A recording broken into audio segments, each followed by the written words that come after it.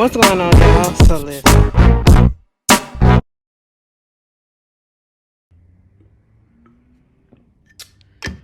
Who's child? Y'all, we all know what we here for. Honestly, I could do a whole video on this thing, but I'm just not. I don't even feel like doing it. Let me just tell y'all what's going on, okay? My back hurts so god darn bad. So if it seems like I'm leaning over, I don't know if it's cramps, if it's my sciatic, or if it's a combination of both. But baby, my lower back hurts so bad. And I'm trying to knock this out for y'all because I am off work tomorrow. You know, I am off work for the next 2 days and I plan on doing absolutely nothing. I might do a movie corner because I've been thinking about doing Home Alone because, you know, when you come down to look at Home Alone, the two movies that we do count, that's child abuse, okay? That's all that it comes down to. That is child abuse. But anyway, let's just get up into the video. I hope everybody has been having a good week so far. Girl, it's been so hectic. It's been so hectic, okay? And I'm just like, what is really good? Why is 2024 going out the way that it is? Like 2024 has really the end, not even the beginning, the end. The last like 3-4 months of 2024 has really been showing is a hole, you know? And I'm just I'm just really confused about what's going on. Like, are we in the end of times? Is the rapture coming sometime soon? And this is just giving us a little bit of signs that we need to, are you ready for Jehovah's return? Like, what is going on, girl? All right, it's just the like, you know, our elders, our legends, our staple in our communities are just leaving left and right. Girl, yesterday, in the midst of all of the mess that was going on, we found out that Nikki Giovanni, poetress, okay, flowetry, Miss Nikki Giovanni, she passed away. I had no idea she was sick. I think she had cancer or something like that. She's 81 years old. She was 81 years old. Hold on. And she used to go with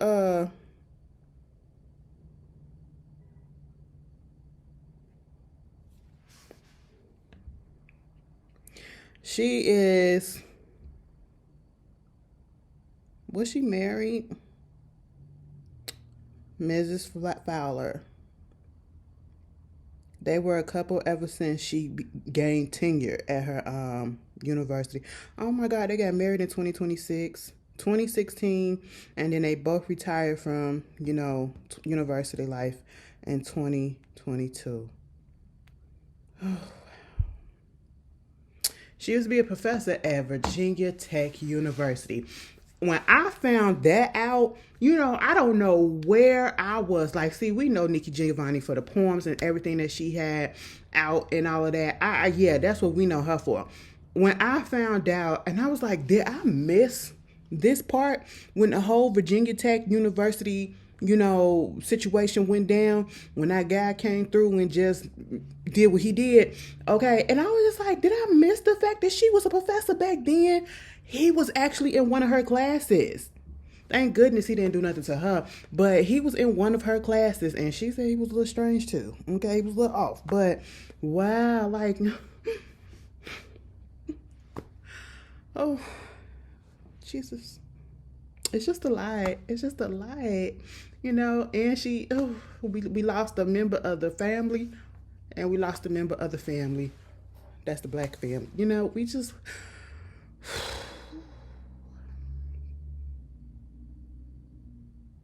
You know, the only consolation that I have and the only solace that I have with the, you know, coming out about all these deaths that's happening so far, like recently, and I'm talking about like in the last couple of weeks or so, you know, they're like in their 80s and their 90s or whatever. You know, it's the ones that, you know, that's like, okay, well, I can kind of see that happening because you're a little up in age. You're a little up in age. You probably still had a few more years left, but you still, you know, you lived a very, very full life.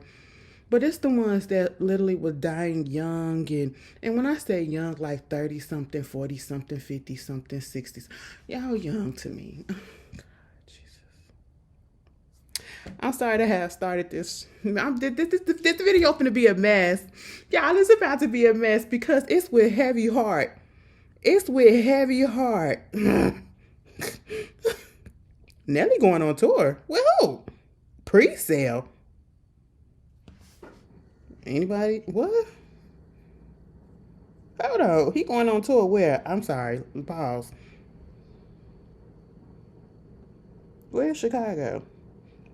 I want to see if he's doing it. They does the amphitheater. Everybody going on tour all of a sudden. Speaking of tours, oh, he gonna be at Tinley Park, baby. I am not going back to Tinley Park. Only because I ain't got a ride to go out there. The only way I go out there to Tinley Park these days is if my sister gonna drive me out there because, baby, we went out there to go see Janet, Escape. Girl, it was a lot. It was a lot trying to get up out that parking lot and get onto the main road, baby. We must have sat in line trying to get out to the main road for a good 30 minutes or more. Okay, and then like you can't take no Uber out there. You take a Uber out there, you gonna have to do a lot of walking before you can even get picked up by the Uber. Baby, I don't trust stuff like that. Okay, it ain't. They ain't had no sidewalks. So you walking in the grass and you walking in the streets, baby. I'm most likely gonna be drunk. So I can't do stuff like that. I'm wobbling all up in. I'm already, my equilibrium already off. Okay, I got bad knees. You know, I just can't be doing that. I just can't be doing that. I'm be tired. My feet gonna be hurt and everything. You know, probably got to pee. Probably gonna piss on myself. I can't do that. I can't do that. You know, I need security. You know what I'm saying? But anyway, let's just get into the mess. Y'all already know. Y'all already know. I don't, and I'm going to be real with y'all. I'm going to be so real with y'all. This ain't on no stand shit because I don't stand this person. I do like Jay-Z. I ain't even going to hold you. I do like Jay-Z. But baby, I'm one thing about it, two things for sure. I like his wife more than I like him. That's just what it is, okay? Granted, I knew him before I knew the wife, okay? But hell, listen, the wife just speaks to me a little bit more, okay? The wife just speaks to me a little bit more. You know what I'm saying? I go up for her. You know, y'all already get it. So it's with heavy heart that I have to do this. You know what I'm saying? It's really messed up that I have to come up here, even though, like, I'm gonna have to be real honest with it. You know, I have to take all the feelings out. I have to take all the feelings out because I see what's going on, and it's a lot of mess that's been going on. And at this point, it's like a goddamn circus. It's a goddamn circus, okay? Now, here's the thing. Okay, so what wound up happening is, what's today? Was it Sunday? Yeah, it was Sunday night or something like that, or Sunday afternoon or Sunday. Either way, it was Sunday. Girl, I had logged on. Listen, I be trying to limit my time that I am on the apps, okay? That I am on the apps because lately, it's just been a lot of negativity that's been going on. Like, it's a whole bunch of TikTok drama that's going on right now with some people I don't even want to mention. You know, I don't want to get shine to it because some of y'all probably don't even know, but I know because I witnessed all of that shit in real time. And how dare that lady get up there and do that video and try to flip that shit and make it seem like, girl, I could go on and I can go on. But if you seen my social media, you know exactly what I'm talking about. But anyway, I'm not gonna do that. Here's the thing. I'm trying to limit my time on social media, right? Because I've been reading, doing all of that stuff. Okay, cool. You know, I'm trying to just be an adult and be a human and, you know, get back in contact with reality and get off of the apps as much. You know what I'm saying? But I do frequent some of them sometime. Now, see, I haven't been on Twitter in a second, and I hadn't been on Instagram in a second. So I went on Twitter Sunday, whatever time I did, and I said, oh my God, what is this? I seen a post from NBC, and I said, what? You know, I'm thinking, oh, maybe that's somebody with a fake account, but then it had a gold blue check, okay? It was the gold star blue check. Like, that was a verified account. I said, God damn, what the fuck is this? Girl, it said Jay-Z, Sean Corey Carter, okay? Nigga just turned 55. You know, that comes into play in a second because what he put out, I said, excuse me, sir. It's no laughing matter, but what he said made me chuckle because I said, you got your goddamn you're what? Stop it. Okay. I said, excuse me. Jay-Z is being sued for what? Jay-Z is being sued in a civil lawsuit for what? For R-wording a 13-year-old girl with Diddy at the VMA party, after party or some shit in 2000. In 2000, I said, oh, my chest. I said, God damn it, bitch. You know what? You know what? I said, you know, at the end of the day, even if regardless of how I feel, as soon, you want to know what made it so bad? What made it so bad is instantly, and I hate that my mind went here. As soon as I saw that headline, I said, they about to put this on Beyonce. They finna bring Beyonce in this some way, somehow, because that's her man, that's her husband, and she gives very much my man, my man, my man. She is not finna leave that man, even though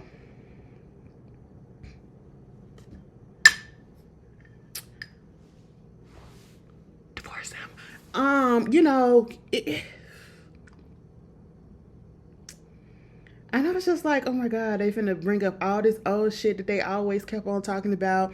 Oh, he groomed her, he this and that. Can we just clear this up and just put this? Because I know it's gonna be somebody that say this.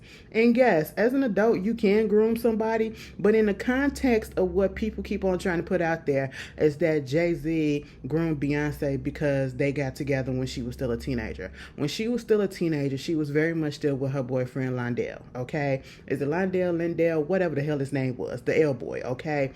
He the one that was fucking around and fucked up the relationship. So he could have still been up in Jay-Z place had he not cheated and did all the stuff that he did, and Jay-Z came through and swooped that ass up when she was around 21. Yes, they did have other interactions with each other prior to that because they're in the music business, okay? They are artists. So yes, that most likely did happen. But as far as according to them and according to Lindell, they didn't start the relationship till they was like 21. She was still with him. Dangerously in Love, that album was about him. At least that song was. And I found that out. I said, oh,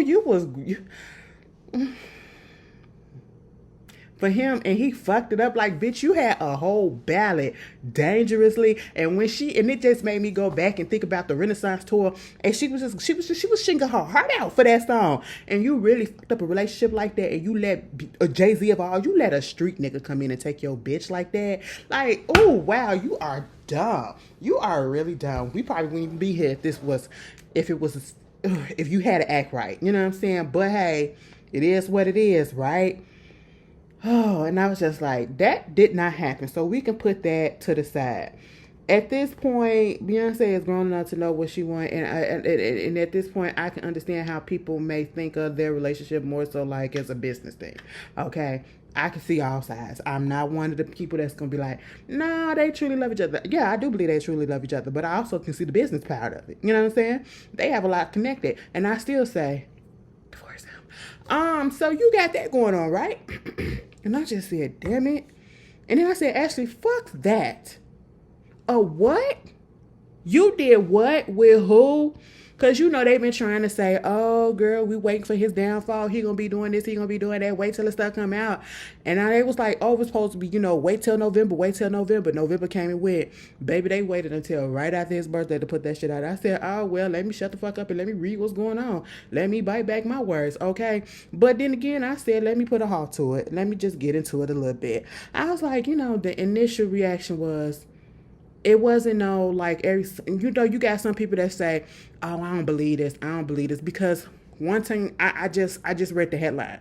I read the headline and I was just like, you know what, this don't make no fucking sense, in the sense of niggas just really are disgusting, perverted, and all of that stuff, predators up in the music industry, in the big business and all that stuff. You know, that's just how I felt, and that's how I feel still, you know what I'm saying? And that's because the headline grabbed me. And y'all know I don't like really? And so that was the headline. And we finally get up into the situation at hand. Before we can even get into the situation at hand, and I can get into exactly what was going on, because I had to take some screenshots. I had to, you know, get some notes and stuff. Y'all just buckle up, bitch. We just gonna be here for a minute. Before I can even get into reading the article exactly what happened, all of a sudden, there is a note on the Rock Nation Twitter account And then it went over to the Rock Nation Instagram account. And at one point somebody had deleted it, but then they had reposted it. And I was like, what y'all deleted for?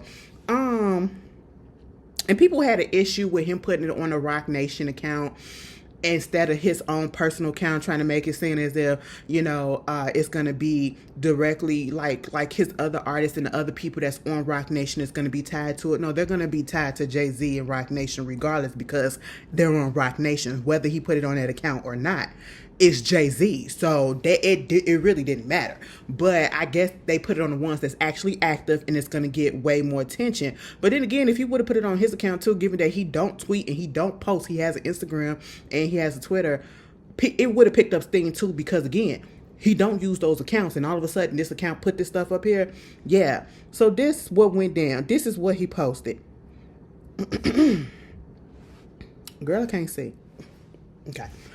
My lawyer received a blank. Start over. My lawyer received a blackmail attempt called a demand letter from a lawyer named Tony Busby. I said, bitch, and there it is right then and there. And that's when I seen that name, I said, oh,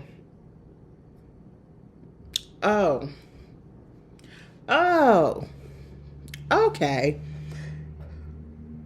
What he had calculated was the nature of these allegations and the public scrutiny would make me want to settle. No, sir. It is the complete opposite effect. It had the complete opposite effect. It made me want to expose you for the fraud you are in the very public fashion. So, no, I will not give you one red penny.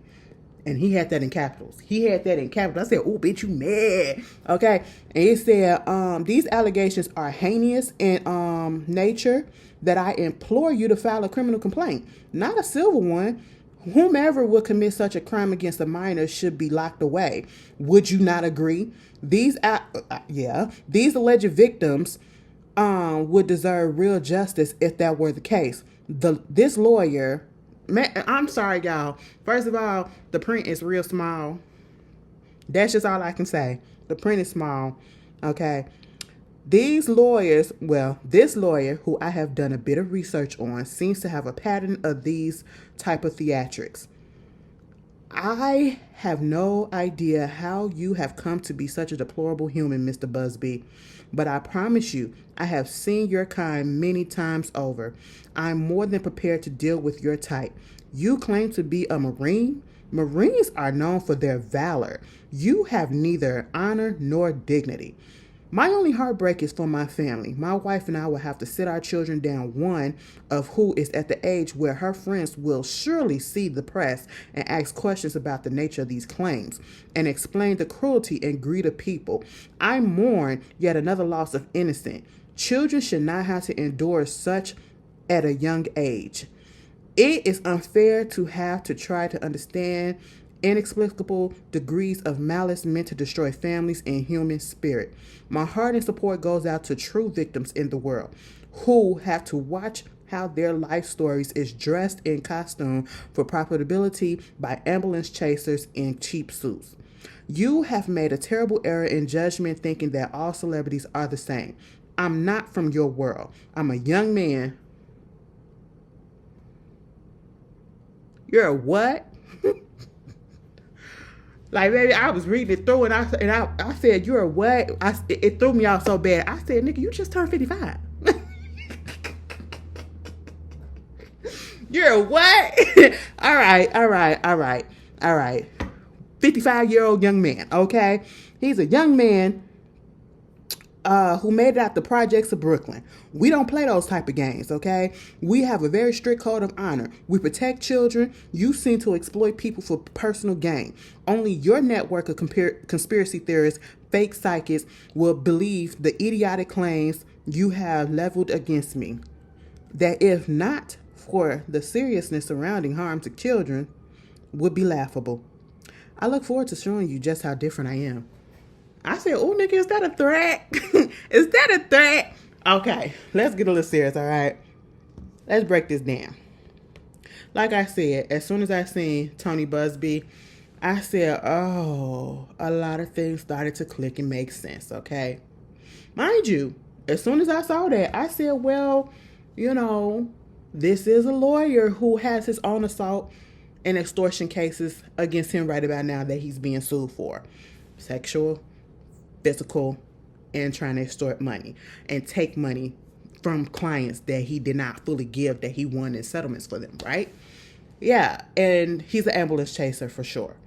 So when I seen his name, I said, something made me think back, because I don't know if you guys remember, but probably either at the beginning of last month or in the middle, a report came out, because once Busby first came out, I was like, damn, he got 120 victims or whatever.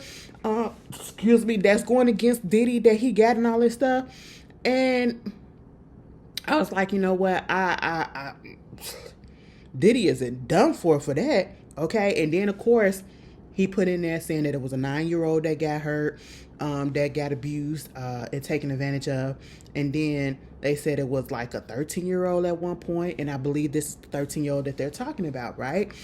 And then they said that it came out that, and they was talking about this on all the blogs, like TMZ and all that stuff, whatever. They were saying that there is a certain celebrity that's of high power, celebrity A, celebrity B, who is trying to sue him or whatever, because dude is trying to get money out of him, out of celebrity A or whatever, because he or they will not, settle or whatever for the lawsuit, the civil lawsuit and all that stuff, whatever, woo, woo, woo.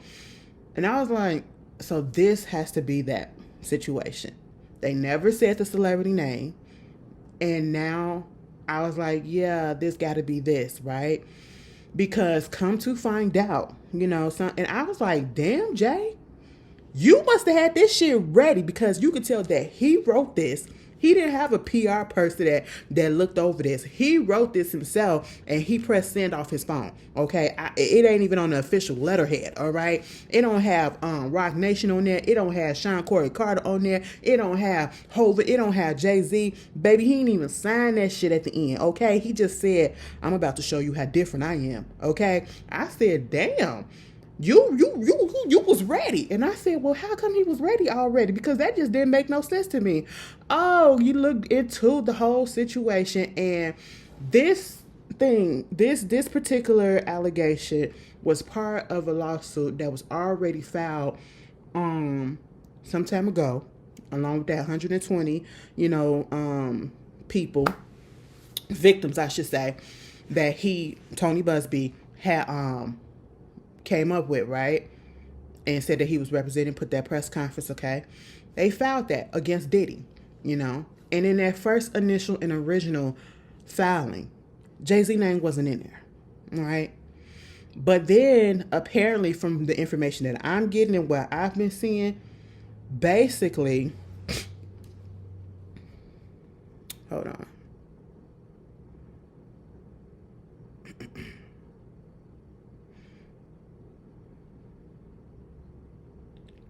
Basically, he refiled it because Jay-Z would not settle, the civil lawsuit, and not necessarily settle the civil lawsuit, wouldn't give money. You know what I'm saying? So instead of wanting to do the money thing, Jay was like, listen, bitch, I'm not guilty of this. And if you have any proof of this, let's take this to court. I'm willing to take this to court, and let's not do a civil lawsuit. Let's do criminal. Okay, let's go to court. Let's have this investigated. Let's put forth all your evidence. I put forth my evidence, all of that. But Busby wasn't willing to do that. And so therefore, this is what happened, and this is why I came out, because he couldn't get the money out of him.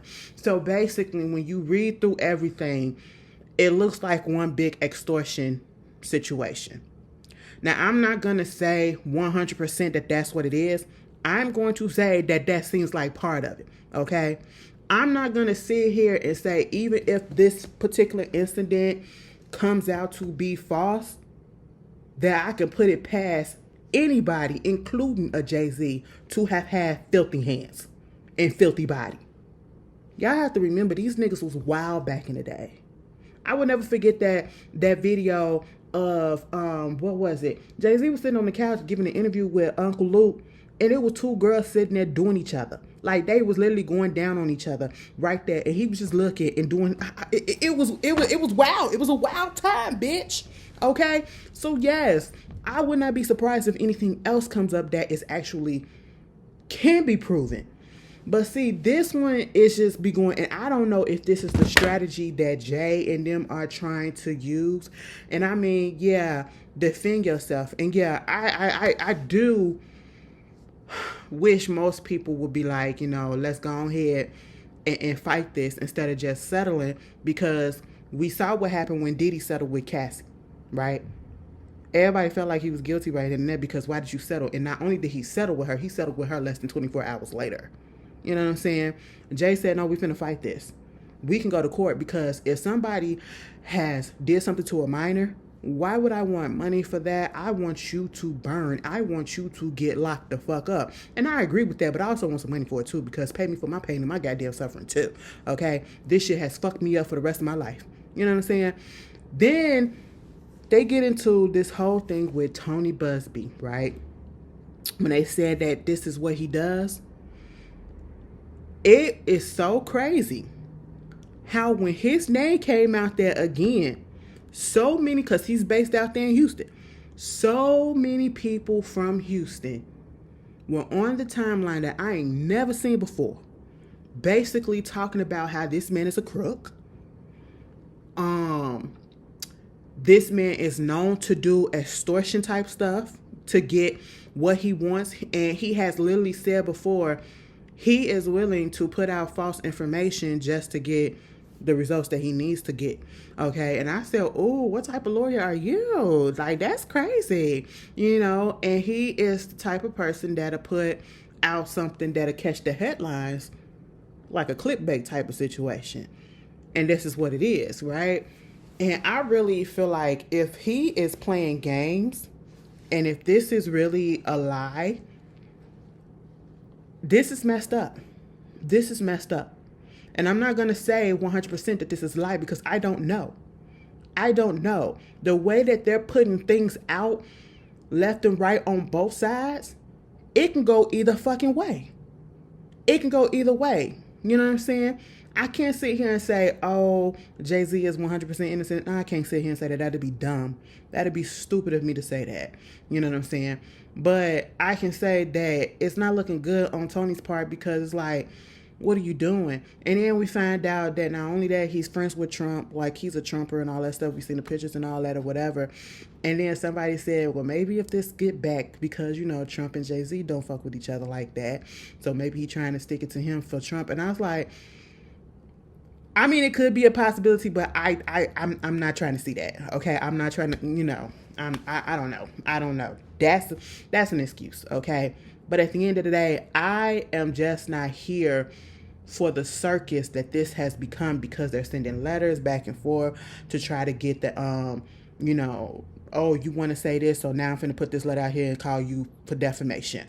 Jay-Z's lawyer, Alex Shapiro, is it Shapiro? Whichever. He is out here putting out letters, giving it to the judge and everything, filing stuff, trying to make it so that whoever this anonymous person, this Jane Doe is, her anonymity needs to be put out there so that we can see what's going on. And the fact that they feel like some people, I don't know if they feeling like it, and I seen something saying that it's a possibility that this person ain't even real. And I said, what? What the fuck? And at this point, it's like either, and when you say shit like that, you're going to have the people, Jay-Z is literally in a lose-lose situation right now. There is no winning out of this. Even if people feel like he didn't do anything, it's the public opinion and perception is already out there. Like, your name is being put in conjunction with R-wording a minor. A fucking minor. Whether it's real or not, your name is associated with that. And it's like, why is your name associated with that? Why have you, all of us, out of all the people that was around back then, why your name? You know what I'm saying? So it's like, it's not a good look regardless, even if it comes out to be that he did absolutely nothing. They have the proof to prove it, which they have been coming out with things. And it's just the fact that if this is a lie, Tony Busby needs to get his license taken away. He I don't know. And it just feels so icky. And what makes me so mad about this whole situation is the fact that he is representing other people that have actually been victims, who are actual victims, and now people are questioning his credentials, questioning his morals. And it's like, I feel bad for the real victims that need to get justice, the ones that's left working with him, because look at what your lawyer is doing. Your lawyer looks like a fucking joke right now. You know what I'm saying? He started looking like one, the way that he put that number out at the press conference. If you have any information, or if you want to file a case or whatever, call this number for the Diddy hotline. I said, you know, it's it's not a good look. It's not a good look all the way around. Okay. It's not a good look on Jay's side. It's not a good look on Tony's side. It's not a good look on whoever. It's not a good look. And then all this muscling, and it's like, what about the victim? If there is a victim, what about the victim? Okay. I don't know. I'm absolutely stumped at what the fuck is really going on. Okay. And I don't want to 100% be like, oh, like I said, I don't want to be one of those people that be like, I bleed. Like, no, I'm gathering everything. Somebody told me, oh, you need to go ahead and do a video now, do a breaking news. No, I try to gather everything that I can first. Okay, because I don't want to be on here making multiple videos and all this stuff when everything breaks. That ain't how I do my stuff. But I just needed a little bit more context, a little bit more stuff. And like, the receipts have been receding a little bit. Baby, they said all of this stuff happened on VMA night 2000, right? And basically that this girl was, let me just read this whole thread to you. The VMAs was September 2000. It was held at Radio City in New York, and the show started around 8 p.m. The show ran for 3 hours and 10 minutes, so it ended like around 11 p.m. And it was supposed to be an after party that happened around 11 p.m. or whatever, let's assume. And according to the original claim, Jane Doe stated that she didn't have tickets, so she sat outside and she watched the show on the Jumbotron. It does not state whether she watched the entire show or not, but she then states that she went around looking for ways to get to an after party and was approaching limos. According to the original claim, without Jay-Z's name, she stated that the driver told her to be back in that spot at 9:30. However, the show ended around 11. Started at 8, so the show was nowhere near over at 9:30. And everyone else was still inside. But when you talk about that, not everyone stays at a award show. I'm pretty sure some people leave early. So there's that too. In an updated lawsuit that included Jay's name, Tony B removed that timestamp of the driver claiming to meet at 9:30, knowing it wouldn't add up because all the celebrities were still inside the venue at the award show. The new claim states that he told her to come back to that spot after the event, the VMAs, was over. So we went from 9:30 to 11 p.m. In the new claim, Jane Doe claims that the driver told her that he had to drop Diddy off and others at an after party first, and then he would come back for her. So that means that the driver left Radio City, New York at 11 p.m. to drop Diddy off and whoever. The original claim doesn't say this. Diddy went to another after party, and Jay-Z was not pictured at this after party. Jay-Z went to another party at another club, Club Lotus. They said Lotus is now closed, and this is how it looked. It's not describing the same place as what Jane Doe described. It's not in a neighborhood that's gated. It's not a driveway and all that stuff, whatever. She stated it took a long time for the driver to come back for her. The party Jay went to was roughly about 20 minutes away from the VMH. So around with traffic, it could have been 30, 40 minutes. So to go to and come back to Radio City, it took the driver about an hour. So that means by the time the driver came back to her, Jay-Z already was at the Lotus after party for about 30 minutes. So he just got there. He picks her up and takes her to a gated White House with a U-shaped driveway, which is like a mansion. And that was supposed to be out there in New Jersey. Mind you, we're still in New York, right? That's 20 minutes away. It's crazy. The Jay-Z after party that he attended was not at a house. It was at a nightclub in downtown Manhattan, hosted by Eminem and Dr. Dre. So there is no driveway. There's no living room, as she described, and there's nothing more likely an invite only. Because where the situation happened at, they saying in this thread, they trying to say, Jay was out there in New York. This situation happened in New Jersey. I don't know how far it is. I mean, I know New York and New Jersey is next to each other. I don't know the distance or how long it takes to get from New York and New Jersey. But you know, anything's possible. The claim states that the victim accepted a drink from a waiter, and this is important because the lawyer is saying that Jay-Z drugged her, but the claim filed says she took the drink from a waiter that was walking around with them. This is the original and new claim about the drinks. The lawyer claims that she went into a room alone where there was nothing in the room but a bed. The two men and a woman came in, and they add that everyone at the party did not do anything to stop the assault. Now, some people say that the woman allegedly probably was J-Lo. Now, I'm not putting that out there, but that's what they saying. Yes, some people want to say B, but she was not there, okay? Tina had them, you know. So the story that we supposed to believe is that Jay-Z magically left a nightclub to end up at a random house party at a perfect moment when she was in a room alone after somehow being drugged.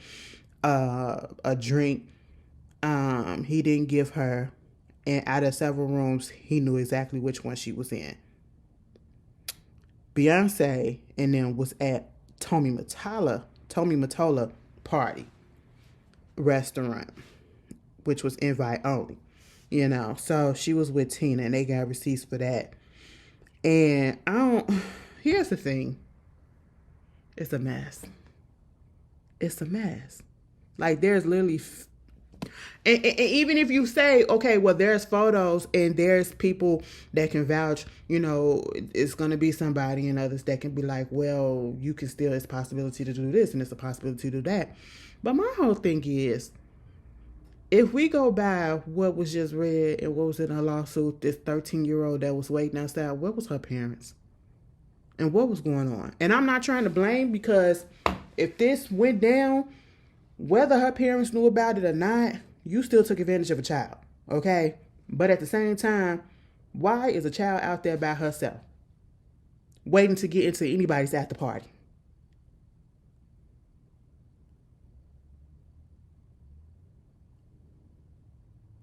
That's fucked up. And why are you engaging in it?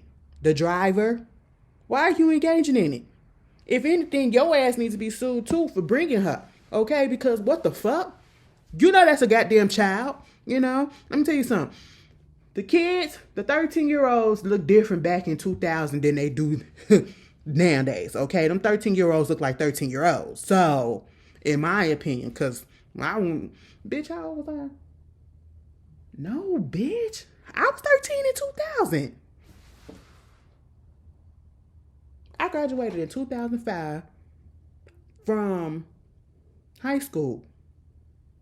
So 13, I was in 7th grade. Damn. I had just turned 13 in January. Motherfuck. What? Bitch. So the lady finna turn 38.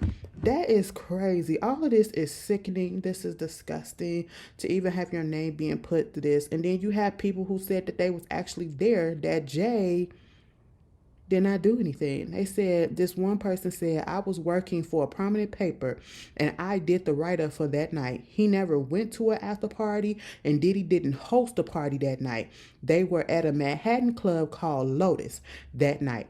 Diddy was in a private section. Jay-Z was never in his section, nor were they hanging out. Diddy later was spotted entering his New York townhouse with Jennifer Lopez at 3 a.m. alone. We ran the photos. In fact, you can even Google them. There's no truth to this BS story, and it's easily proven, thankfully, which is why he's calling out the accuser. Also, Lotus nightclub had off-duty police officers as bouncers, and they never let a 13-year-old girl not net in a 13-year-old girl. Not would they? She claimed it was a party at his house, but he didn't have a mansion back in 2000. Diddy lived in an exclusive townhouse on Park Avenue in New York that he bought in 1998. Everything about her story so far doesn't line up. She said a party at Diddy's mansion, he had a townhouse. She said a after party at house. The after party was at a club, and then everyone went their separate ways. And Diddy was photographed entering his townhouse with J-Lo after leaving the Lotus Club. Girl, this is a fucking mess. This is all a goddamn mess. Whoo, this is a mess. And then what really pissed me off, what really made this whole situation even worse, because of course, yeah, fight for your name, okay? But like I said, at the end of the day, it's still going to be a lose-lose situation for Jay. This is not going to, I don't know if it's going to really tarnish his brand, okay? Especially if it's proven that it didn't happen. I still feel like it's going to put a little dink in it. You know what I'm saying? It's going to put a little dent in it. And do I think people are going to start straying away from him? No. I don't think that's going to happen. The NFL ain't come out and say nothing, especially now. So, that's one of the biggest things that we got. He's still working, and they just signed more things happening. But if it comes out to be true, I'm pretty sure that that's when shit gonna really truly hit the fan. But at this current moment, I'm not so sure. I'm not so sure it's gonna do anything just yet. Keyword yet. That depends on how much more comes out, okay? And if others come out, we don't know. Okay? You can't be sure. Nothing is 100% sure in this situation. It's all fucked up, The whole story. What's fucked up, if it comes out again and that this is a lie, because his lawyer also has said that another client reached out to them and said that Tony, this lawyer, basically tried to force her and press her to lie and said that she was at a certain place and that she did something with Diddy or whatever, and that didn't happen. And so basically they're trying to establish a history and a pattern of him making up false allegations just so that he can shake down money from people. You know what I'm saying? And if that is true, he needs to get his license barred. He needs to be disbarred, and he needs to go to jail for that. He do. This is not a good look for the lawyer to have these accusations also being thrown on him, because you, as the lawyer, it is your duty to try to get justice for these victims, the victims that are out here. And I feel, again, sorry for the victims, okay? I really do, including this 13-year-old, because you got a fool for a lawyer that's handling this case, and he's doing a terrible job. And you got all these accusations yourself. You basically a charlatan right about now. And you up here trying to what? It's really crazy. It's really crazy. And then you had the whole situation where, Tina, and this is where shit, I jumped off the train for a second. Because I said, girl, Tina, Celestine, Beyonce, I told you, you don't live near your mama. Y'all live in the same state probably, but you don't live near your mama, and you ain't got no control over that lady. But I'm gonna need somebody to put a lock on her phone and say after 6 o'clock, bitch, no, after 5 o'clock, you cannot get on social media, okay? Because that woman, she liked the post. That basically called Jay, that basically was saying that he did it, right? That circulated, and I saw it, and I said, Tina, look at this. I mean, oh my God. Girl, that made the rounds. That made the rounds all up until Tina had to come out on a notepad. Okay. I said, oh, this is serious. You writing this on your own shit. On a notepad to say, bitch, I did not like that post. Okay. First of all, y'all know I don't play about my family. I go up for my family. I said, yeah, we know that. But at the same time, we know that you be liking shit a lot of times, okay? And sometimes, yes, you be probably slipping up liking stuff because you be lurking just like your daughter. You be lurking, and you accidentally like something and then you probably thought that you unliked it, but it still was liked, okay? It happens. But at the same time, I cannot stand when these celebrities that be doing this or these people that be doing this, they get caught doing stuff. And I'm not saying that she did it, but I'm just saying, let's say that she did. They always use that excuse that they was hacked.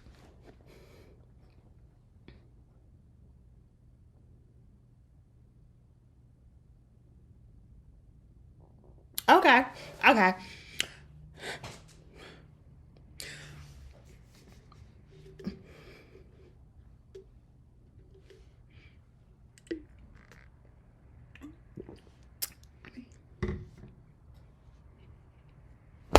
And then she said, what you won't do, won't play about me and play about mines. That nigga mines too. I said, I guess.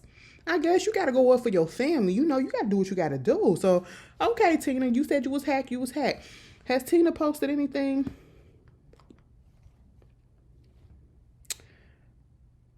Mm-mm. She said, girl, I was hacked. As you all know, I do not play about my family.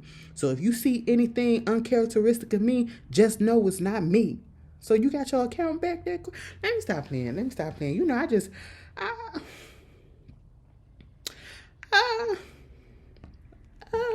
you know, okay. And then all of a sudden, everybody was just like, this is really so fucked up because, you know, the Mufasa premiere was about to happen and it happened yesterday. And all of this happened the day before and it was like taking the shine off of Blue because, you know, Blue Ivy is in the movie. She's voicing the little cub, Kiara. Beyonce still voicing Nala. Am I going to see the movie? Unless somebody give me some tickets. I can wait. I can wait till it comes on Disney Plus, you know, that or HBO, but it'll come on Disney Plus or whatever. But you know, congratulations. I seen a little clip and I heard it. You know, Blue does have a nice you know, voiceover voice. You know, she did have experience in that when she was the narrator for Michael Cherry's book about the hair and everything for the kids. So that was nice. So I was like, yeah, she's gonna do well in this, right? And in the clip that I saw, she did. She sounded real, you know, yeah, her age appropriate and everything, right? And so the premiere happened yesterday. She looked beautiful. She looked, you know, tall, statuesque, all of that. People feeling some type of way about the fact that, you know, the dress and all. I'm like, y'all just want to nitpick everything. And then it's, oh, she looks so uncomfortable. Oh, you know, she knows something is going on. Oh, she feels this way. She don't even want him this or whatever. Do you not understand that shit? How do you know? If you went to the Renaissance tour, even if you saw the Renaissance movie, you saw how nervous that little girl was the first time that she came out there in front of all those people. You could tell that she's a very reserved child. And I, as a January 7th baby too, very reserved, quiet. I don't want to be around all these goddamn people. And that's what she was giving. Like, she's giving nerves, okay? And instead of just saying, oh, the baby could be just nervous because it's a whole bunch of people out there, you know, they're gawking at her. They're taking pictures, probably yelling and telling her to turn this way, turn that way, the lights and all this stuff. She's nervous. And y'all instantly want to go to, oh, you know, she knows what's going on. She's 9 out of 10, she probably do. But that ain't what it is. Okay? You're like, come on, can we just keep the innocence? But then again, Jay-Z, this is your fucking fault. And Beyonce come out there. I was like, all right, Beyonce, this ain't about you. I'm sorry. Girl, I ain't give a shit about Beyonce that night. And that's a lot. That take a lot for me to say. I said, bitch, this is Blue night, okay? You could step to the side because a new Supreme has arrived, all right? Blue was stunning, okay? She was stunning. She looked better than her mama in the dress, okay? I ain't even gonna lie. She ate you up, Beyonce. She really did. And that's what she was supposed to, because she was the star between me, you and her. Okay? And then all of a sudden, they taking pictures and all that stuff. And then here comes Jay. I said, nigga.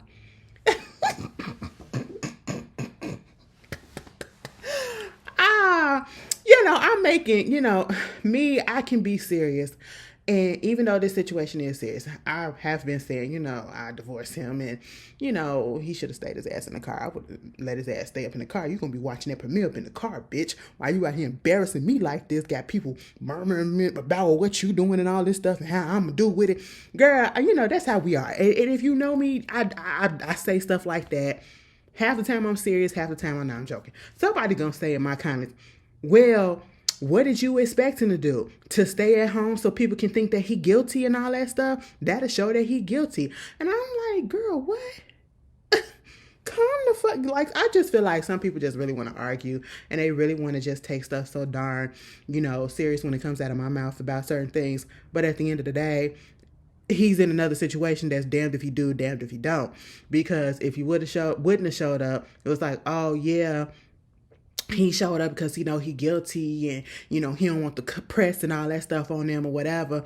And then he show up. It's like, oh, well, you come in there and you trying to act like everything all good and y'all up there doing damage control and, smiling through it, knowing damn well y'all in turmoil and this is not fair to Blue because you messing up her night. Meanwhile, wasn't nobody out there talking about that shit that was going on with Jay? They were so professional. They was all talking about it, and she was getting all the props and praises. So, like, it's damned if you do, damned if you don't. And I can see all sides of it. You know what I'm saying? I can see both sides of the argument, both sides of the coin. Like, which one, somebody gonna have something to say whether he came or whether he didn't. Somebody's gonna have something negative to say either way. So you got all that going on, girl. You got all that going on. And they, of course, it's like, oh, they doing damage control, because then this video comes out of Beyonce and Blue, doing the behind the scenes of actually recording the voices or whatever for the movie. And it was like, oh, this damage control, because it's awfully convenient that they want to drop this video, because it was on GMA.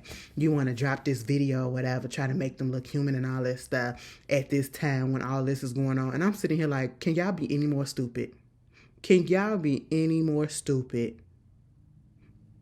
Do y'all understand that they did that before the Renaissance tour happened?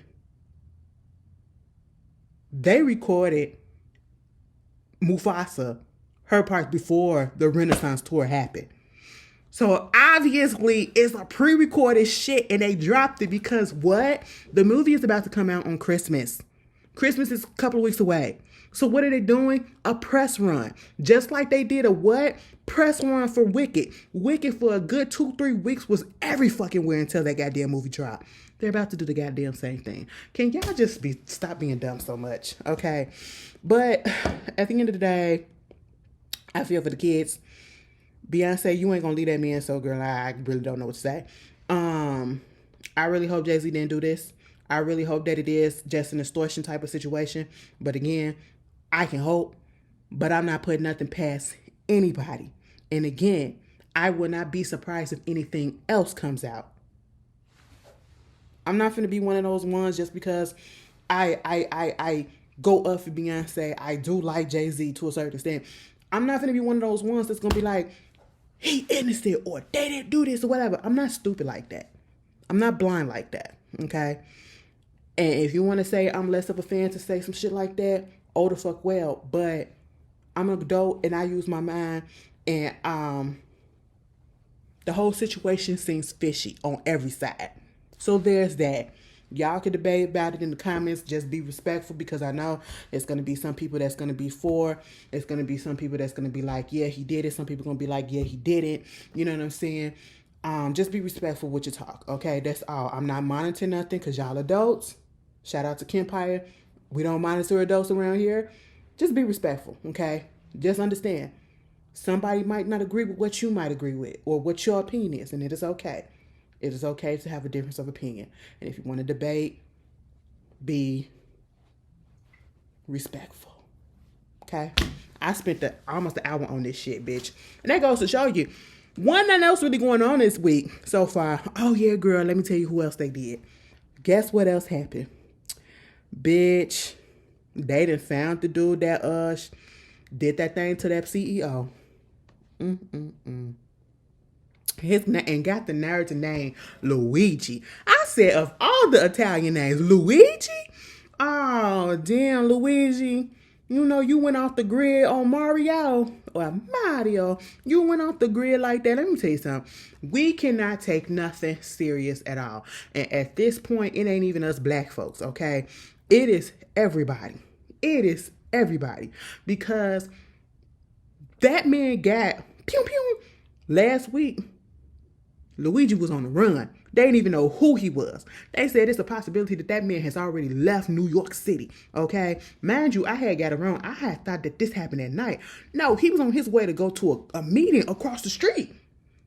And that happened, and listen, that man wasn't even buried. Girl, he probably was still in the morgue. They didn't even chop his body, cut him open to see what was going on in the inside yet. They didn't even give him an autopsy yet. And the company, the healthcare insurance company, already had a posted listing for his job. I said, God damn, the nigga ain't even called yet. Rigor mortgage ain't even set in yet. Right? I'm sitting here like, see, these jobs don't really be caring about y'all. That's why motherfuckers be carrying over they be holding on to their PTOs and all that stuff. Use that shit. Okay? Use that shit. But yes, girl, they done found him. I think he from Baltimore too. I said, not from, baby, you look like, some people probably say Baltimore, but because you did this, we're going to call it Baltimore. We're going to say you from Baltimore. Okay? I said, oh, Baltimore, Maryland. Baltimore, Maryland. Are you serious, sir? 27 years old. 27 years old, I believe. And I understand why, but I don't even need a reason. I hate to say this. That was a human life that was lost, okay?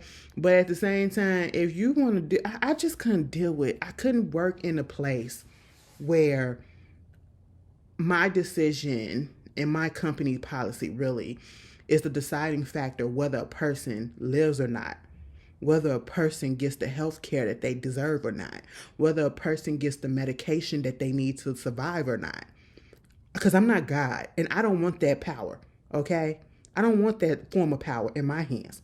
And I just won't be able to do that because my morals ain't set up like that. Because if it was up to me, give it to them. And what was that? Which one came out? Was it Cleveland or somebody or whatever? It was coming out talking about something. They're about to take away the money for the anesthesia or something like that. I said, what? What? And you want to know what that reminded me of? I don't know. As soon as I seen that shit, it reminded me of not barbershop, but last holiday with Queen Latifah, when she found out that she was so-called sick and she had to go to the insurance people to talk about how to pay for it. And she was like, what if I pay for it out of pocket? She was like, it's going to be this amount of money plus this amount for anesthesia. You would want that. Okay. And I'm just sitting here like, girl, what? And they said, you know what? We're going to run that back and we're going to take that back. We overstepped. Okay. We rushed the judgment a little bit. We was just playing. I said, no, we ain't finna play these guys. Then they trying to say, some of these companies taking the members' pictures off of the websites and stuff like that. No, bitch, we done seen them already. Okay, now understand? They done seen them already. So, keep it up there and let what happens. Girl, hold on a minute.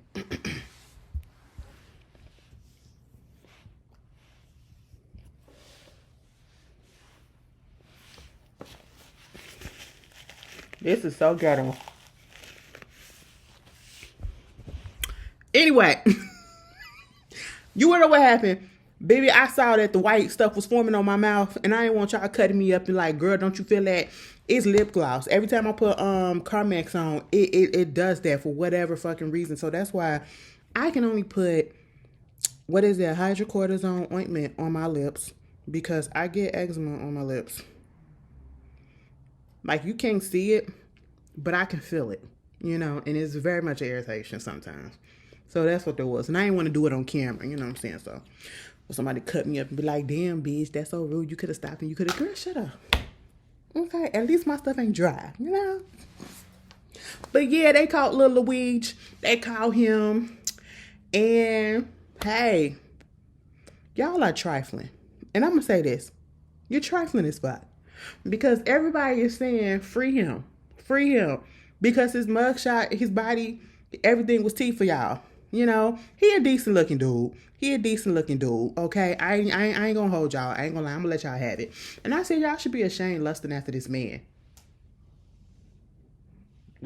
Y'all really should be. But free him. But anyway, that was an update on that. CEO got the killer got taken, and I mean, at this point, he ain't getting out of jail no time soon. So there's that. Did you hear that they had the Monopoly money? What was on the bullets? The dispose, decline, something like that. That's part of the policy, girl. Oh, Jesus, it's crazy. It's crazy. Um, MGK, and Megan Fox. I just told y'all like a couple of weeks ago that they pregnant. Baby, they broke up now. They broke up over Thanksgiving because she saw something in his phone. And he abruptly left. Wow. Wowzers. That's crazy. That is crazy. Speaking of crazy, and speaking of all this stuff, Drake, he got a trial date set. They said the court dates has been set for his lawsuit against UMG. It's going to be December the 20th in Texas and also January the 16th in New York. Bitch, is that Aaliyah's birthday? Drake is so... Yeah, I remember when Drake wanted to put out that Aaliyah album. Oh, when you remember when he was just obsessed. He was obsessed. Like, he wanted to put out a duet album or whatever with her. Girl, I said, don't do that. That's back when Drake used to really sing. And honestly, let me tell you something. This how crazy I was, because I actually thought that he could sing a little bit. I ain't gonna hold you. I did. I said, you know what? At one point in time, I thought Ciara was a singer. No shade to Ciara, because I love her. I love her down. You know, some people think I don't like her. I love her down. Trust and believe. Let me tell you something. I played the fuck out of the first two CDs for sure. That third CD too. But, oh, the Evolution.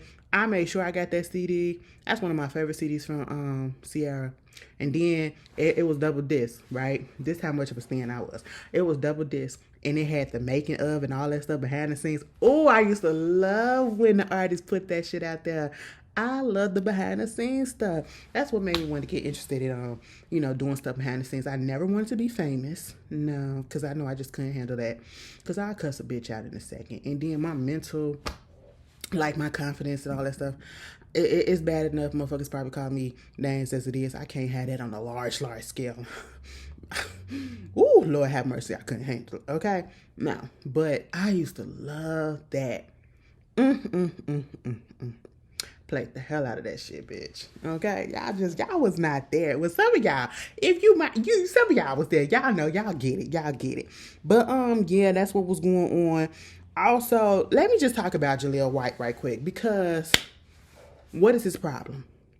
Jaleel White, if those that don't know, he played Steve Urkel on Family Matters, right? That's literally the only role that a lot of us know him for. He could have done anything else, but we don't know him for anything else. And I really feel like he feels some type of way because of the fact that his career probably did not pop off. His acting career didn't pop off the way that he probably expected it to after doing Family Matters. Probably just the Steve Urkel character became so popular that that's all they could probably see him doing. You know what I'm saying? And so it just probably didn't seem right to some people when he probably was trying to do other things, because all they could see is Steve Urkel. He couldn't get out of that character, right? Or get away from that character. But at the same time, I think he got a book or something that's out. He has been going on a press tour, again, talking about it, or, his experiences and stuff like that. And at this point in time, it's a lot of things that he has been saying that has really made me see this man in a whole nother light. Because I remember when the rumors came out that they didn't like him on the set, or that they was coming for him on the set of Family Matters or whatever, and I was on his side. And now that I've grown up and I've seen some behind the scene things and I've seen recently what's been going on now, yeah, I can understand why. He's so pompous, he's so narcissistic, he's so egotistical, he's all of that, right? And you wonder why you're not going or probably ain't at a place where you probably think that you should be, you know, blaming everybody for this and blaming this for that. That one thing I seen about him, thinking that Bianca Lawson, okay, Bianca Lawson played him or used him or whatever for his fame or some shit like that. Mind you, she was like 13 years old. He was 16 years old. Why are you 16 fucking around with a 13-year-old or involving yourself with a 13-year-old? I was like, sir, what? She's a child. What are you talking about? The latest that has come out of his mouth is him talking about how he did an interview at the Wilmington Library for the launch of his book, Growing Up Urkel. And he said that family matters get left out of discussion when they talk about the best black TV shows of all time. This is what he said. Being a part of the TGIF ABC programming block brand sometimes makes you feel like you don't completely belong to the pantheon of blackness. He said blackness has been treated as a very monolithic experience in entertainment. If it's not a hood story, it's not a black story. And you know, sometimes I feel left out of that. If there's ever a poll and they say, oh, what are your favorite black shows? Martin is in there, Living Single, or even these other kinds of shows. I already know we're coming in last. But if there's ever a poll and it's just what your favorite family shows, suddenly we rank really high. So it's kind of interesting how we look at ourselves even as black folks.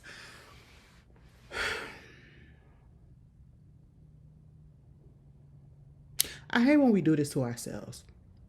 It's just like when they say, oh, why do they keep on making these type of movies? How come we can't make this movie? How come can't make that? Or why do they keep on making these type of shows? How come they can't make this type of show? Whatever. Mind you, those type of movies do exist that you want, and those type of shows do exist that you want with black people in it, with black people at cast, but y'all don't watch them. So therefore they get canceled, or they flop, or they come and go. So you can't say that they don't. And so therefore, if nobody is interested, they're not going to continue to keep on doing the same thing. Okay? But again, we are not a monolith, meaning we are not the same, meaning that our story, the black experience, is not one thing. And it's so messed up that when people talk about the black experience, and especially in certain contexts like this, a lot of people think of it as everybody's black experience is a struggle. Everybody's black experience is, trying to pay the rent, trying to come up with money to pay the rent, trying to, get out of poverty, trying to make it, trying to get it from the ground up. You know what I'm saying? Get out the trenches and all that stuff. Been around drugs, had to be on EBT, had to watch my mama suffer and all this stuff, or, alcoholism and all this or whatever. I couldn't get here, couldn't get there, I couldn't afford this. I had to wear hand-me-downs all the time or whatever. I had to, dodge and all this stuff so I could save my life walking in the streets because it's so dangerous and they shoot and all this stuff and woo, woo, woo. And that is not every black person's story. That is not the black experience. That's what white Hollywood would want us to put out there, and has been. But when we tell our story, that's not our story all the time. Okay? That's not our story. When we put our stories out there, we show you a variety of things that happens within the black community, within the black life, within black experience. You do know that there are a lot of black people that did not grow up poor. You do know that there are a lot of black people that grew up upper middle class. You know a lot of black people did not have to struggle. And you know there are people that did. The experiences are not the same, okay? And for him to put out there and to get in his feelings about basically, if it's not a hood story, like what's hood about Martin?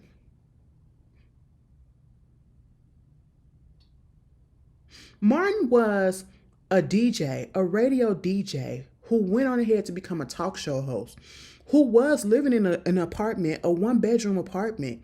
He wasn't out there on the streets, and it didn't even say he was in the hood either. Okay? He wasn't out there on the streets, slinging drugs and all that stuff, doing drive-bys or whatever. He was up here trying to navigate the ins and outs of his relationship. He was trying to be in a relationship with a black woman, something he don't know nothing about. Okay?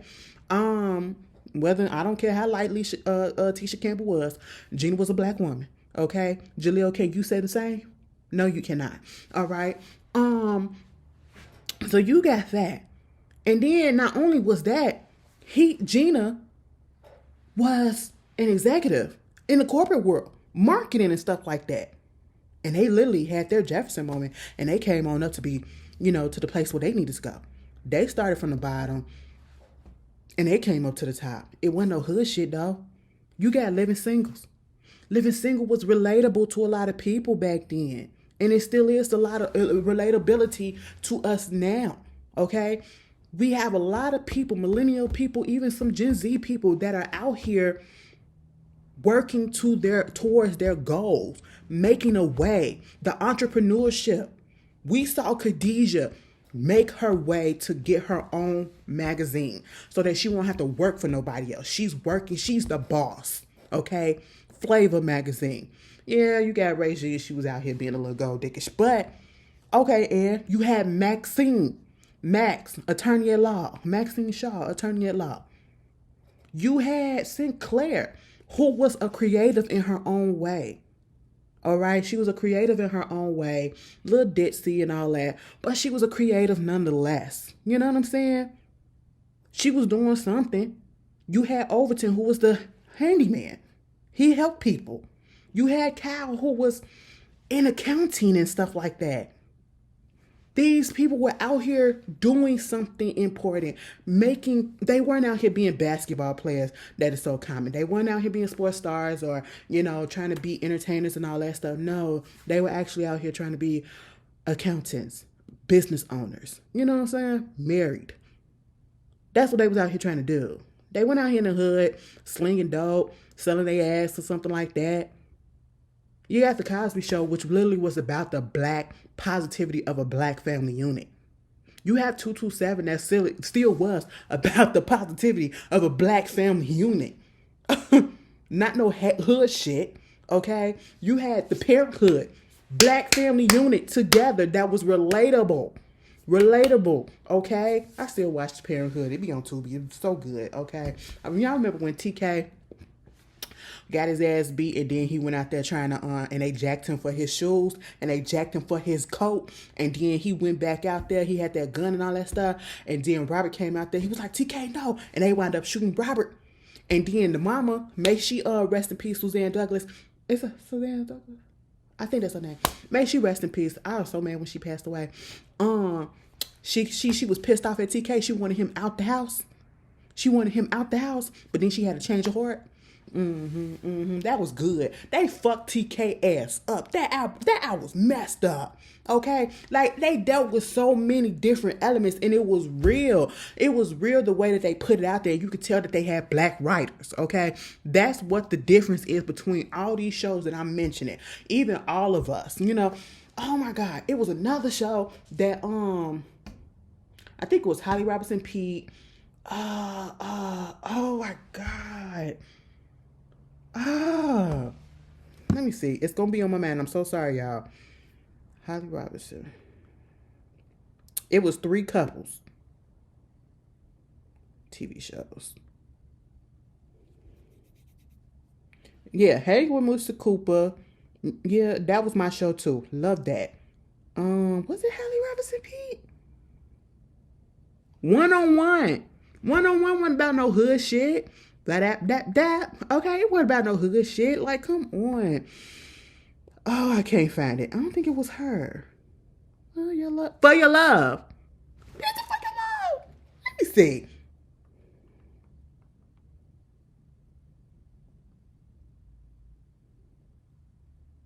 Yes, that's what it was. For your love. I watched that shit, but I mean, they had a white couple up in there, but still, I watched it. It was 2 black couples and 1 white couple. Oh, that was a show too. Okay, like, come on, Jamie Foxx. Jamie Foxx, Will Smith, Fresh Prince of Bel-Air. Okay, you have all of these shows, whether they were corny or not. Y'all just was the corniest, okay, at this point. And you want to know why nobody probably will talk about y'all like that in the sense that you want? Put it in that Black Pantheon because people can tell that the show was written for Black people, but by white people, okay? It very much was, Yeah, it had elements in there that was very much, informative and what we needed. The gang violence and all that stuff and the prejudice and racism and all that. Okay, yes. But at the same time, we can tell that it was written by white folks to appease white folks, to tell the Black story in a white faction to appease the mainstream of white folks. That's how come it was able to stay on for 9 seasons plus.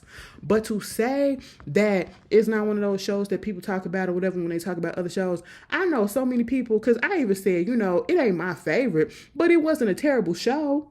It's not my favorite in the sense that I will go back and watch all of it, because I sat there and I watched every fucking episode of Family Matters. From when from when Steve Urkel first came onto that goddamn scene and stole the show, to when the show went off, bitch. From the Urkel dance to when he became Stefan, bitch. Okay? Let me tell you something. Laura did not deserve Steve. I'ma just tell you that. Laura did not deserve Steve, bitch. He did it. She did it. Nope. Just like, so you saying Moesha was a hood story too? The Parkers is that hood experience or whatever? Like all of the shows that have been out there, these TV shows that we look at as Black TV shows, they are not hood stories either. Okay, when you come to think about it, they're not hood stories. Not like that. Even Good Times, they was in the projects, but I wouldn't call it a hood story. It was a struggle story, but it wasn't no hood story. Okay. Oh my God. I ain't even watch what's happening, but I know about what's happening. Okay. You had the Wayans brothers. Even them, they weren't hood niggas. It wasn't no hood shit like that. Like, why would you say shit like that? And it's like when you do stuff like that, you further alienating yourself from it's like you're trying to separate yourself from us. You're really not like us, Jaleel. And I just want you to come out and say that. Because it's given that you really don't like us. I'm just saying. And every time you open up your mouth and you say something, it's like, did you even watch these shows? Like, come on. What did I say? You got Cosby Show. You got Jamie Foxx Show. You got Fresh Prince of Bel-Air. You had a different world. A different fucking world, bitch. Come on now. You had a different world. You got Girlfriends. You got the Parkers. You got Sister, all of us. For Your Love. Family Matters, Martin, you know what I'm saying? You have the Wayne brothers. You have all these fucking variety of shows that show different sides of Black life, and not one of them was about especially about hood shit. Malcolm and Eddie, bitch. Malcolm and fucking Eddie. Before Eddie Griffin became the person that he is now, I love that show, okay? Malcolm and Eddie was my shit. I used to watch all that stuff. Eve. It was always about putting Black folks in positive places. Even if they was at a low point, they was going and striving to be something. You know what I'm saying? Come on, Jaleel. He pissed me off with that. He really pissed me off with that. Because why? Why would you say some shit like that? Oh my God. Oh my God. Ugh. Anyway, moving on from that. Chris Rock. Chris Rock gave me the feel after he said what he said that he voted for Trump. And, I wouldn't be surprised. And at this point in time, I don't even get mad when people do that because it's to be expected. But, the only reason why I say that is because he was at some billionaire party, Christmas party, and he was up there giving a little comedy show, right? Somebody pulled out a phone and he spotted it. And he was in the midst of doing a joke that said basically, it said, our new push will be outer space. We'll put the Mexicans on the rockets and shoot them out there. And as soon as he said that, he seen somebody up in the audience. He seen something in the audience. He was like, is that a phone? Next thing you know, he zoomed up out of that bitch bad as fuck. And he left. Because his whole thing is, why would you fucking film me so that you could put it up online and then I can get hate for it and all that stuff, whatever, then why sell the joke? Okay, first of all, the joke wasn't even funny. Okay, somebody said, has he ever been funny? Listen, I ain't even gonna sit here and slide and say that Chris Rock ain't never been funny, because that's a lie. And I'm not gonna sit here and say I've never liked anything that he's done. Do I think that he's the best comedian up there like everybody be putting him? Absolutely not. Not in my book. That's my opinion, right? But I did like him in oh my God, New Jack City. I liked him as Pookie. You know what I'm saying? One of my favorite movies from him is I Think I Love My Wife. That listen. Okay, he did his thing in there. You know, and I also do this. Even though his character pissed me off because he was annoying as hell, Pootie Tang was my shit. Tippy Tie or the Sippy Soul. Okay, listen, that was my movie. Biggie Shorty. Where is Biggie Shorty now? Where's Wanda Sykes? Okay, like, come on. Come on. But other than that, Chris Rock has never really been funny to me. Like, if I was to sit and look at his stand-up, I probably would not laugh. I'd probably just sit there like, oh, and I maybe go like this. But busting out, ha ha ha. No, not like that. Okay? Chris, it's all right. You said what you said. It is what it is. That's why these comedians and some people be taking their phones. I don't never want to go nowhere where they say lock your phone up before you. No, absolutely not. What if I need it for an emergency or some shit? No. And I have social anxiety, so I need my phone because I play a game in the middle of something while I'm waiting just so I can preoccupy the time. So I just won't be sitting there, you know, all up in my head or whatever. Girl, it's a coping mechanism. So there's that. But no, you're not going to take my phone. But, you know, you just got to be careful. You know how people are these days. This is not the time or the place for that. Chris, and then speaking of Jamie Foxx, did y'all watch his special? I haven't watched it yet, but I seen the clip and I seen people talking about it. And basically, the clip that's going around is, one, he said he did not fuck with Diddy like that. He said, yeah, I went to them Diddy parties, but I did not stay after hours, okay? 9 p.m. I was out of there. I don't believe it, but you know, that's what he said. Talked about the fact of what happened to him when he passed. Ooh. When he passed out. There it is. Because I heard it and I thought my mind was finna go somewhere else, and then I had to catch it because I didn't want to put that on that man. I don't need that to having nobody else, and I just felt real bad for how that almost came out. Please forgive me because I couldn't take it if anybody else just, oh, Lord have mercy. But what I was trying to say is when he passed out on the set, that Netflix show that's about to come out, movie that's about to come out with Cameron Diaz. Yeah, basically he said he had a headache. He woke up with a headache or whatever. He asked a friend for some aspirin. Next thing you know, he passed out. He woke up 20 days later in the hospital. Don't know what the fuck happened. He has no memory of it. And basically he had a brain bleed, which caused a stroke. And I was like, God damn.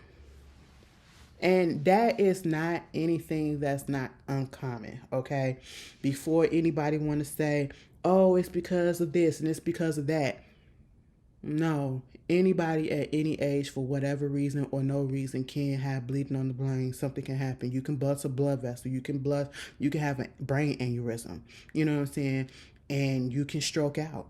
You can stroke out at any time for any reason. You know, you could probably think that you're the healthiest person and something can happen to show you that you may be physically healthy, but something is going on in the inside that you had no idea. Something so minute, so small, can just fuck you up real bad. And the way that I think he said something about he went to the doctor or went to the hospital and they basically gave him some medicine and told him to go home. And his sister was like, His sister had to advocate for him. And that just goes to show, once again, it don't matter what your fucking status is, how much money you have.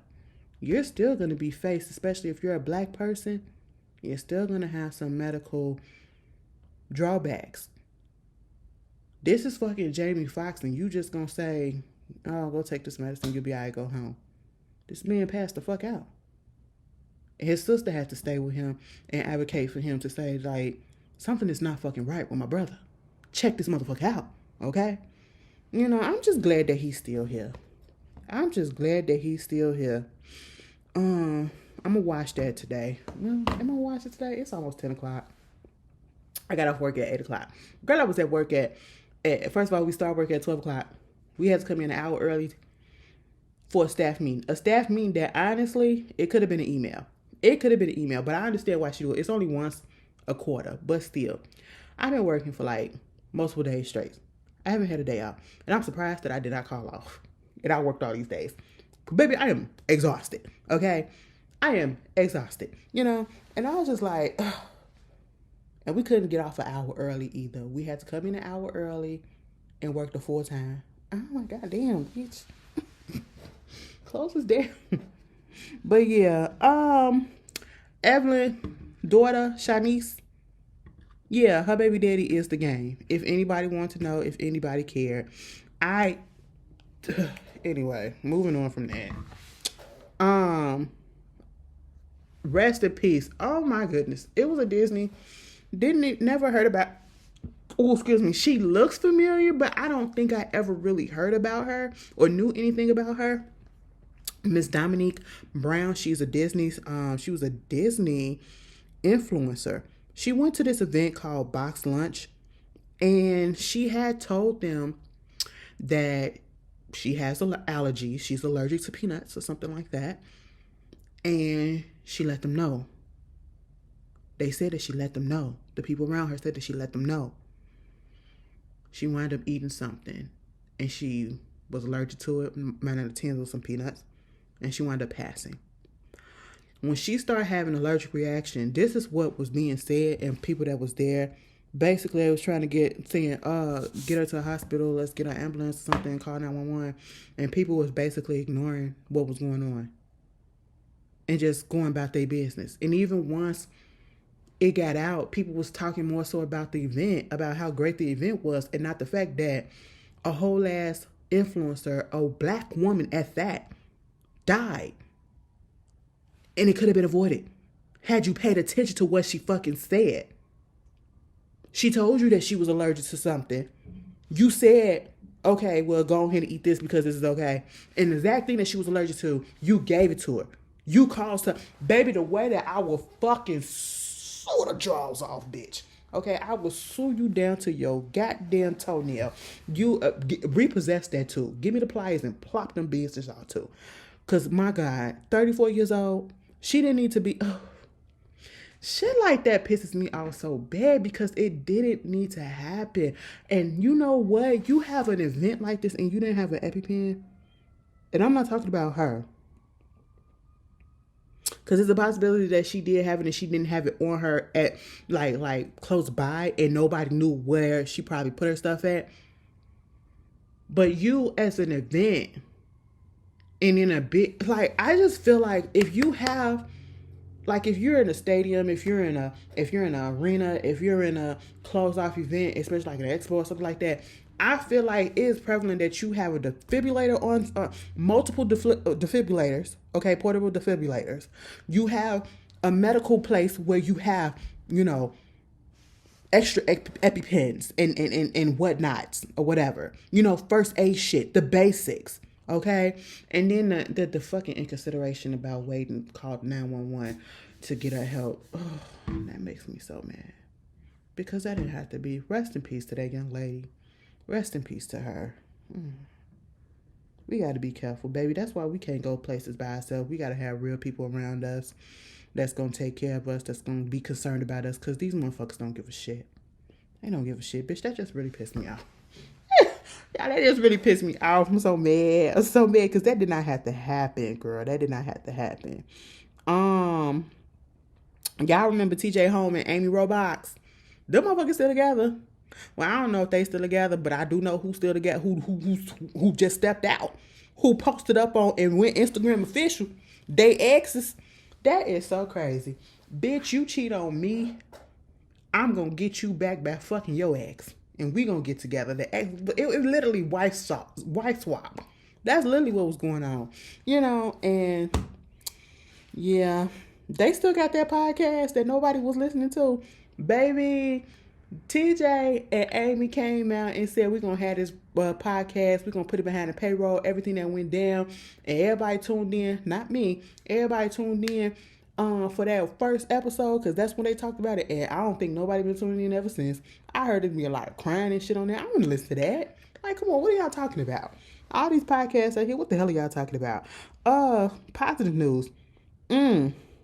Kendrick Lamar. The Grand National Tour is doing well, okay? The bitch hasn't even started, but they're selling out, all right? To the point that they had to add more shows. Another show in L.A. It's 4 shows or something like that in Compton. And then they also added another show for Toronto.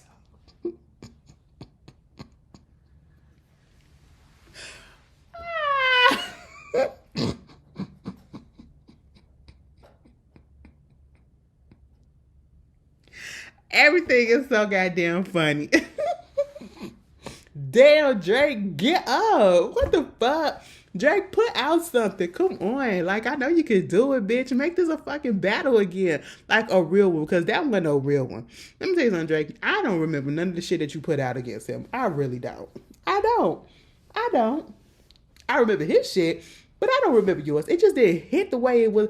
Like, come on. Like, you told Meek Mill ass up. Well, Meek Mill wasn't no opponent. So what's that? Like, what happened? What happened? I'll be mad. Like, fuck y'all niggas. Y'all gonna do that to me? Y'all gonna do that to me? It was be on your King Kong, be on your training day shit, Drake. Okay? King Kong ain't got Kendrick Lamar ain't got shit on me. Well, obviously you do.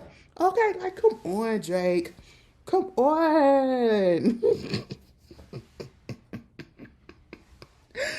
Oh my God, it's so funny. Rest in peace to Steve Minish, the president and manager of general operation at Tyler Perry Studio. Baby, a plane crash. A little plane crash. Let me tell you something. I'm not getting no small planes. It was a single-seater plane crash in Florida this past Friday night. Girl, he crashed into the intersection of the US 98 and the US 19 in Homosassa. Girl, whatever. Pass. Wow.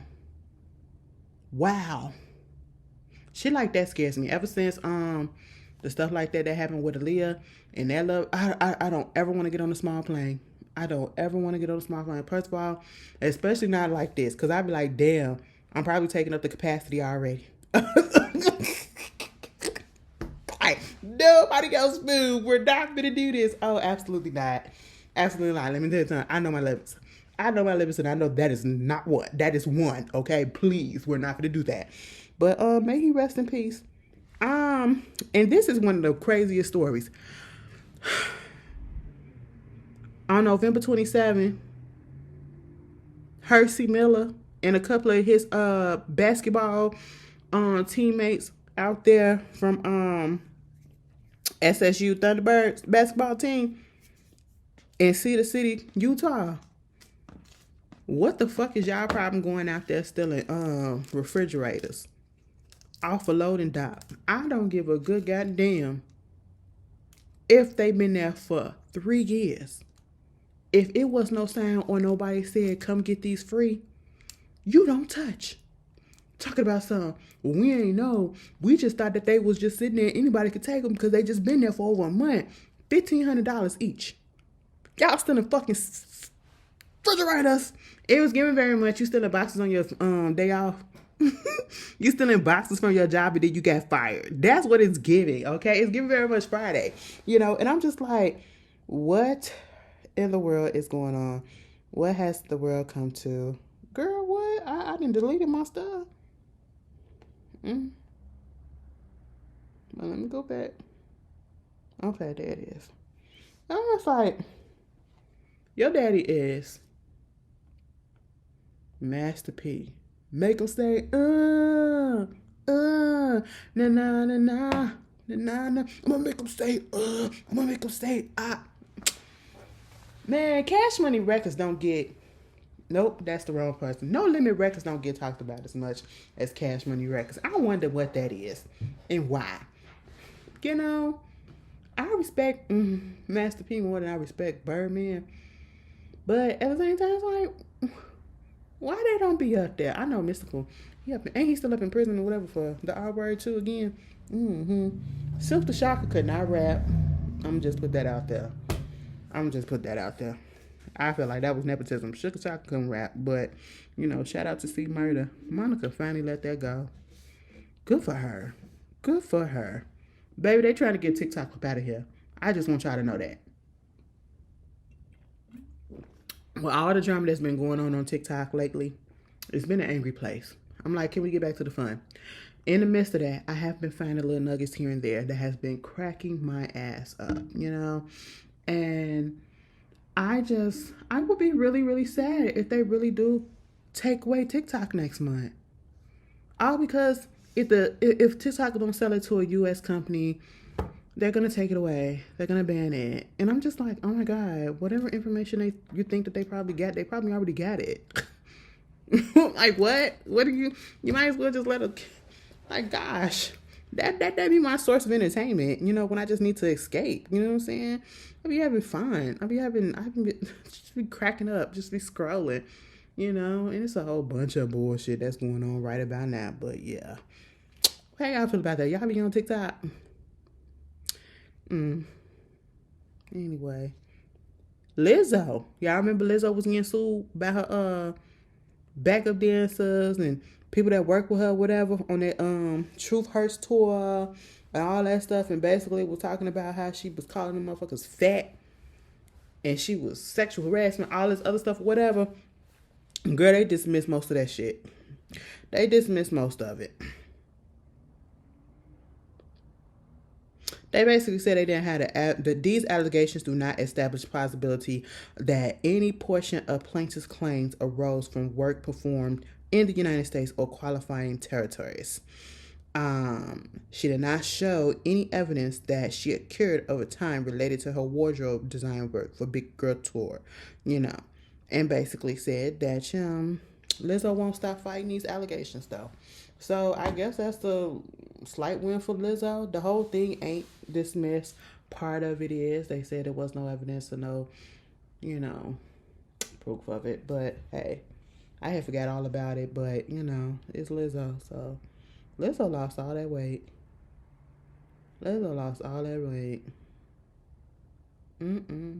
She looked good.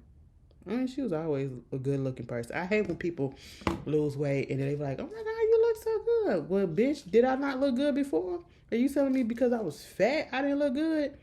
Girl, get the fuck out of here. What else is going on? Oh, bitch. Let me tell y'all something. I'm not finna do a whole video on this. Okay, update on the TV shows. What have I watched so far? All right, I did the video for The Ultimatum. If you have not watched Ultimatum new season on Netflix, episodes 1 through 5 is on right now. I'm pretty sure on early Thursday morning, they're going to give us the next 3 episodes. So catch up. I've already talked about the first 5 episodes on the channel, so you can go watch that video if you want to. Also, I am on episode 3 of season 3 of From, okay? Baby, probably by the time y'all see me back on Friday, I will be done with the show. And I will say this, my goodness.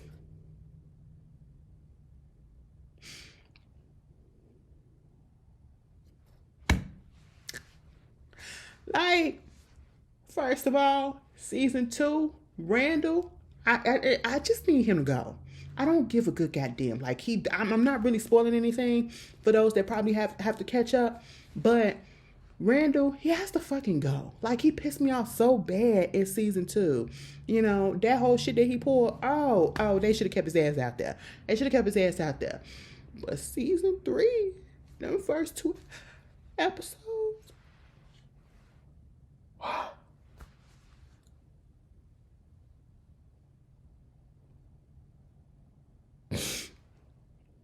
I was at work on my break and I was watching them. Oh my God. I'm sitting there crying because I see why y'all ain't tell me these first 2 episodes was this goddamn heavy. Because, like, oh my God, I'm sitting there like this. Oh my God, I just felt the pain. Like I just said, oh no. Oh no. No, no, no, no, no. But yeah, I'm about to be on episode 3 out of 10. So, given how things are, I'll probably be done with this shit tomorrow. But that's if I go ahead and watch it.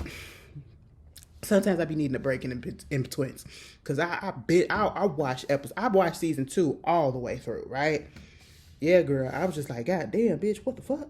Okay, but the show that I did watch also in between there, because I took a break before I watched season 2. I went on ahead. No,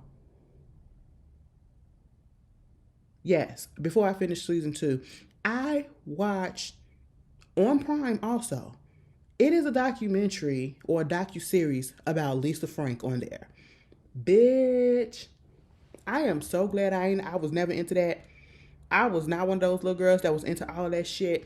First of all, it's too bright. It's too busy. It's too much going on. All the colors and everything. It's muted a little bit. Okay, I wasn't. It was just too much. It was too much, and it's 4 parts. 4 parts, and you'll probably watch it real quick. Okay, real quick. But baby, I thought this was gonna be a story about how this woman who was quirky came to be, and she had some little quirky ideas and some simple quirky ideas, and it just made her a fortune. And I just thought it was gonna be a good, heart-filled story because we needed some of those things. Absolutely fucking not. Absolutely, she's a crook. That's basically what I found out up in that documentary, that docu-series.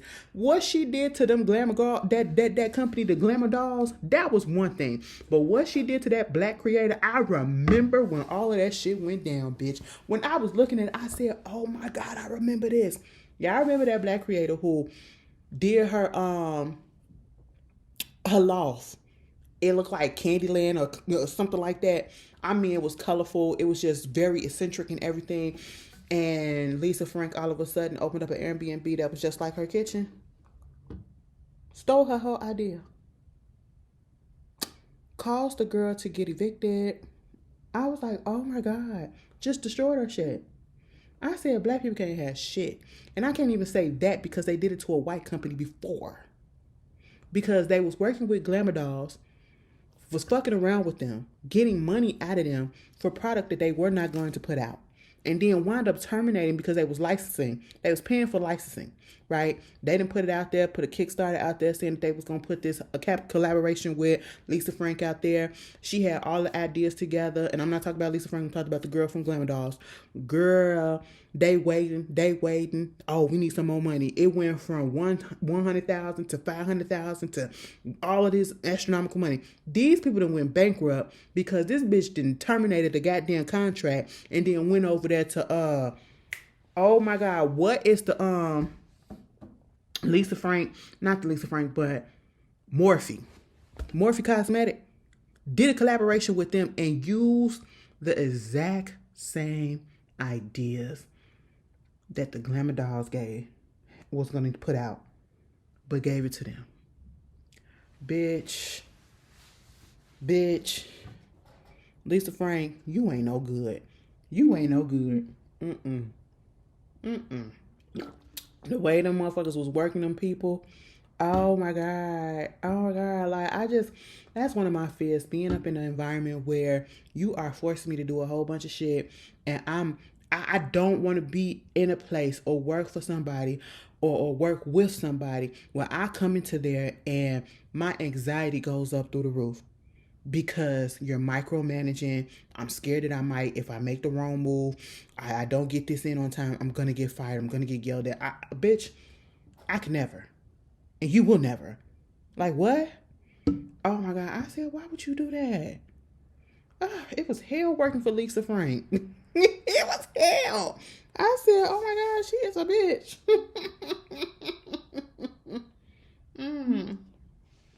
It was a good watch. Okay.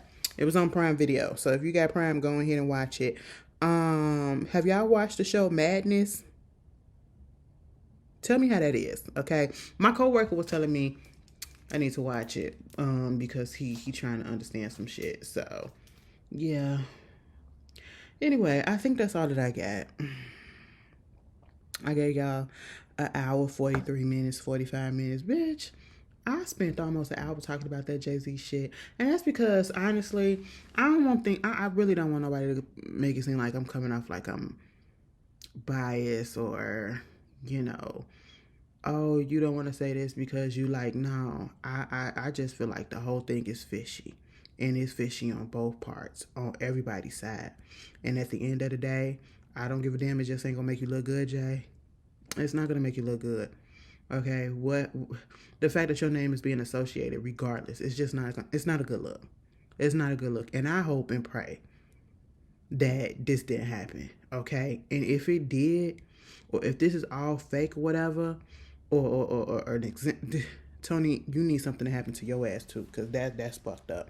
Because there are actual victims out there, people out here who really want to tell their stories, and then you playing games like this for money. If I was those victims that actually are working for this man, had this man as a lawyer, I would fire him and get somebody else that's more competent and less controversial. That's how I feel about it. Cause this just not a good look. But anyway, y'all enjoy the rest of y'all week. Baby, I'm about to go lay out. I had to turn the heat off. Because Sunday, what's today? Today is Tuesday. Sunday. No? Yeah. For the past couple of days or so, it's been like 56 degrees outside. The fuck is going on? After being 20, 30, what the hell? And now it's going back down. Girl, Chicago, this and climate change is real, bitch. Just to let you know. Okay. All right. I'll see y'all later. Peace.